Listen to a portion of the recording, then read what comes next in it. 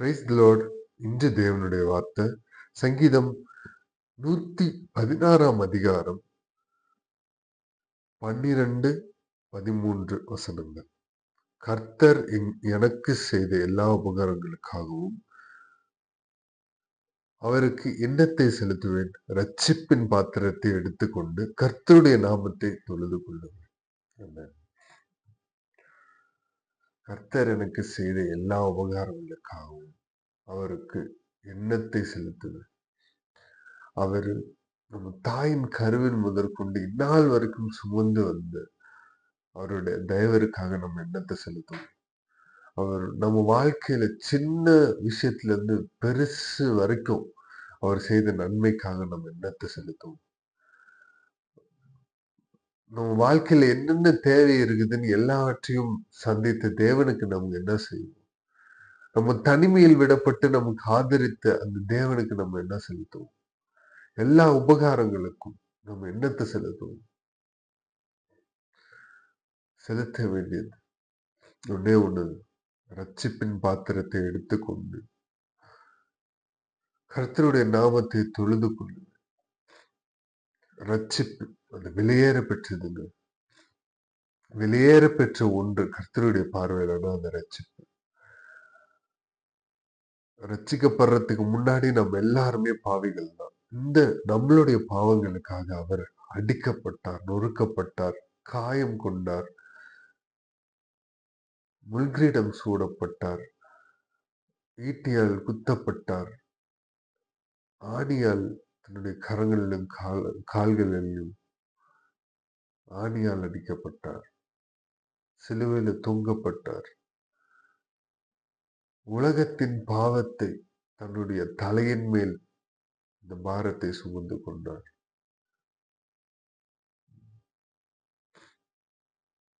நாம் ரட்சிப்படைவதற்காக. இதெல்லாம் எதுக்கு? நாம் ரட்சிப்படைவோம். பாவியான நம்மள பரிசுத்தமாக்கணும். பாவியான நம்மள அவர் பிள்ளைகளா மாத்தணும்.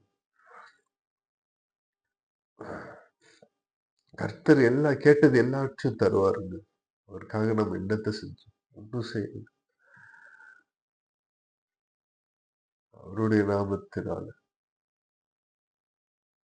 அவருடைய ரத்தத்தினால எல்லா பாவங்களையும் நமக்காக, நம்மளுடைய பாவங்களுக்காக அவருடைய ரத்தம் பேசப்பட்டதுங்க. அவருடைய ரத்தத்தினால நம்ம கழுவப்பட்டு நீதிமான்களாக்கப்பட்டிருக்கும். ரட்சிப்பின் அனுபவத்தை பெற்றிருக்கும்.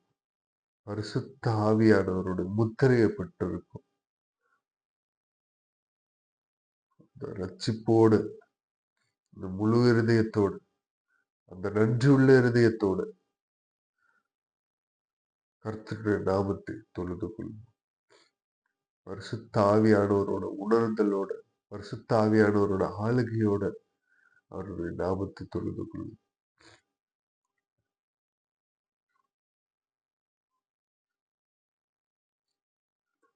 ரட்சிப்பு வெளியேற பெற்றது. ரட்சகர் அவர் ஒருத்தர் மாத்திரம்தான். அந்த ரட்சிப்பு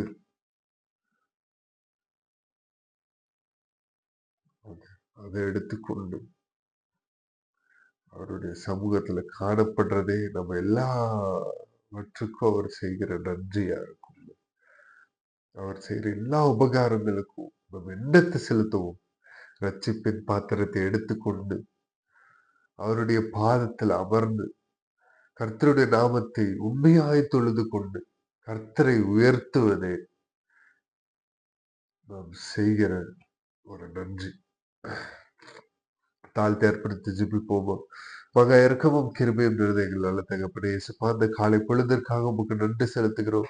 இயேசுப்பா, இந்த நேரத்திலும் இயேசுப்பா எங்களுக்கு நன்றி சொல்ல 1000 நாவ இருந்தாலும் போதாது தகப்பனே.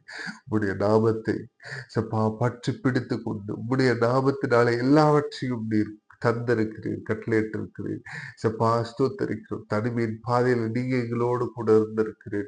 இதுவரைக்கும் நடத்தி வந்த உம்முடைய தயவிற்காக, இனிமேலும் உம்முடைய கரவைகளை தாங்கி ஏந்தி நடத்துகிற உம்முடைய தயவிற்காக நன்றி செலுத்துகிறோம் தகப்பனே. இசப்பா ஸ்தோத்தரிக்கிறோம்.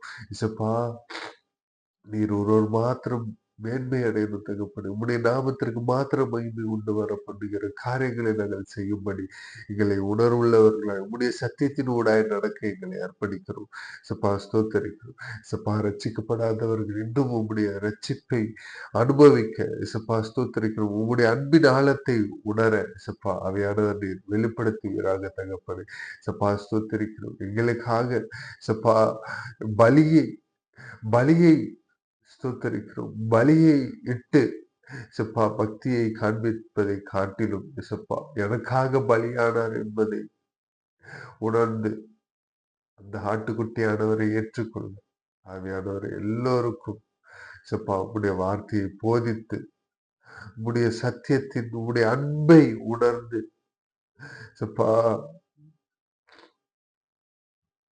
இசப்பா எல்லாவற்றிற்கும் அதிகாரம் உண்டு.